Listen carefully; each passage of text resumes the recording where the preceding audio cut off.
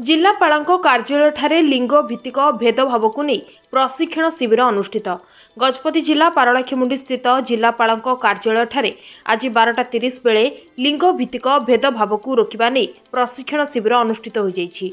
मुख्य अतिथि भाव अतिरिक्त जिलापाल राजेंद्र मिंज, डीएसएसओ संतोष कुमार नायक, जिला सांस्कृतिक अधिकारिणी अर्चना मंगराज, डीएसडब्ल्यूओ मनोरमा देवी, पीओ के सुनीता प्रमुख जगन्नाथଙ୍କ तैलचित्र ठारे प्रदीप प्रज्वलन करी ए कार्यक्रम शुभारंभ करथिले।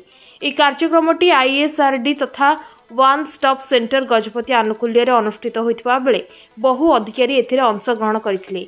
ए शिविर में महिला एवं बालिका मानक प्रति हेउथिबा भेदभाव, बाल्य विवाह आदि किपरि रोका जाय परिबो से विषय को नहीं अतिथि माने सचेतन करथिले।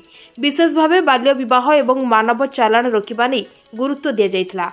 ए कार्यक्रमटी सखी वन स्टॉप सेंटर सदस्य माने उपस्थित रही यार परिचालना करथिले।